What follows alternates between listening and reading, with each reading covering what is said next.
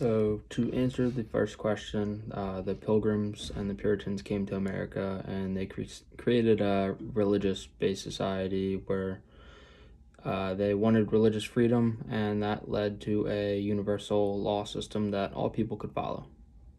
The reason American citizens created the new law system a few years later is in the US, they wanted to limit the power of the government and they wanted to provide power to the people. So the new system also valued the importance of legal precedent. To answer the second part of the question, difference between law and justice. So law is the conglomeration of rules, values, and principles that govern daily conduct.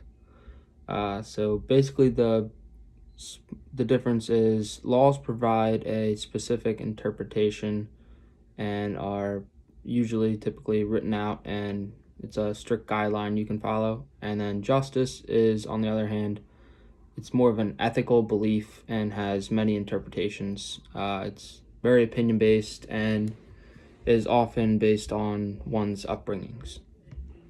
To answer the second question, I kind of did a lot of research on this one. So, one of the greatest aspects of the United States government is the intricate system of checks and balances in place for the three branches of government to hold one another accountable.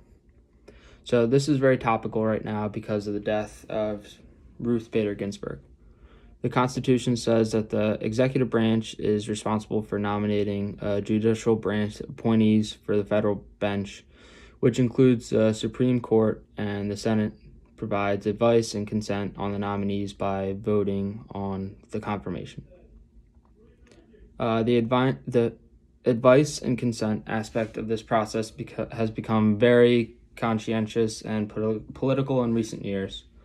This trend can be traced back to the nomination of Robert Bork to the Supreme Court in 1987 by Ronald Reagan. Bork held very conservative views on most matters, especially judicial ones, and the Democratic-controlled Senate voted against his confirmation.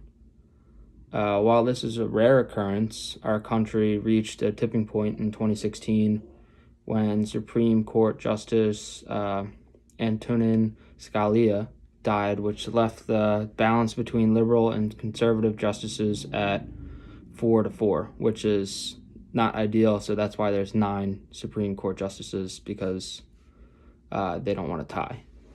Whoever the next justice would be, a tie-breaking vote that determined the judicial and legal landscape of the United States for the next 25 years. The majority leader of the Republican-controlled Senate, Mitch McConnell, invoked what they coined the Biden rule. In 1992, Joe Biden, the Senate Judiciary Committee chairman, argued that if a Supreme Court vacancy should open during the election year, then President George Bush should wait until after the election to fill it. A lot of people believe in this, and I also believe in this. Once McConnell invoked this, the Supreme Court became a hot election issue. President Obama nominated a judge, Merrick Garland, who is a moderate judge with praises from both sides. However, Republicans refused to vote until after the election. So now, in 2020, the tables have been turned, and we are under 50 days away from an election with a Supreme Court vacancy. But Republicans are now the ones arguing that the spot should be filled before the election. Some people believe we should wait until a new president is elected, because that is how the process was handled in 2016, which now stands as the precedent for both sides that should apply, especially the party that instituted it. This is mostly Biden supporters.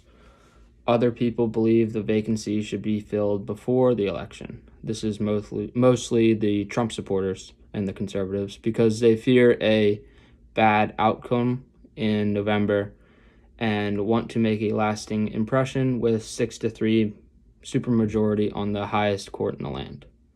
So this would be completely ideal for conservatives, basically, is the summary of this, and it would not do all that well for the Democrats if someone was elected before the election to the Supreme Court.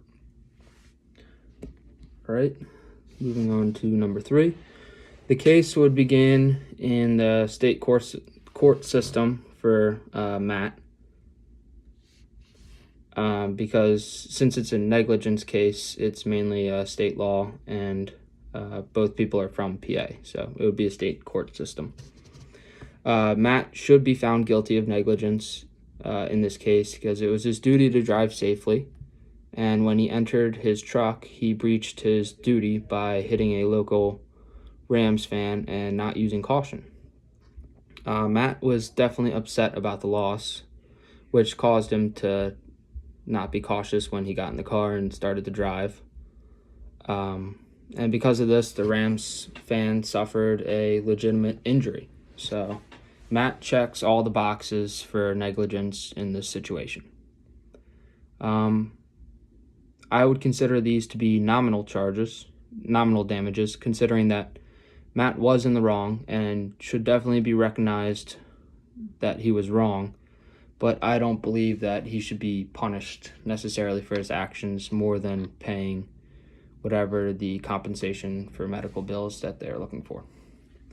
Considering he is guilty of the negligence, the Rams fan will be awarded the full $48,000 in a modified comparative negligence case. Matt is found at over 50% wrongdoing and therefore will have to pay the full compensation.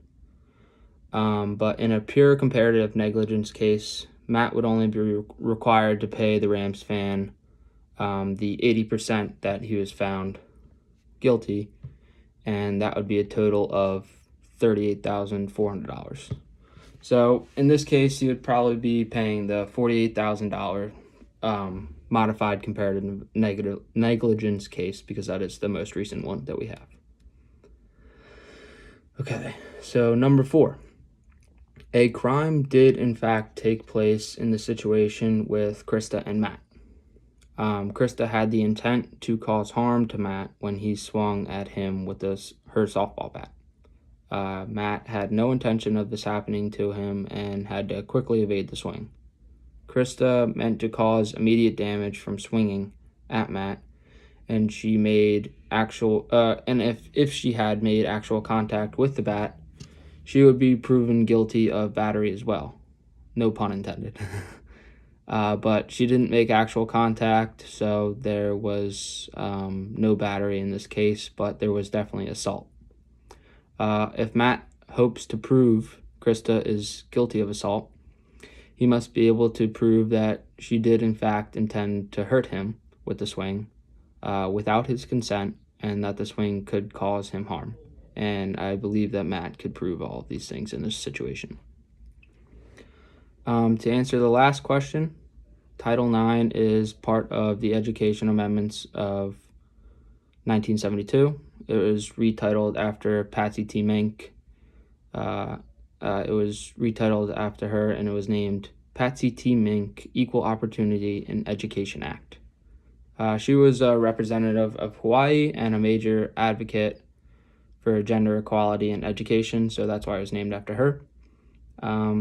Title IX is a federal law, and any education program or activity receiving federal financial assistance must comply to it, as that is the current standard.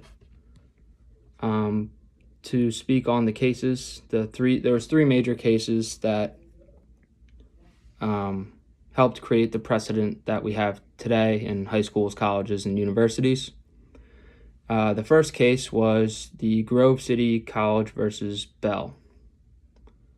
It refused to comply with Title IX. The ruling said that if a program was receiving federal financial aid, that they must comply.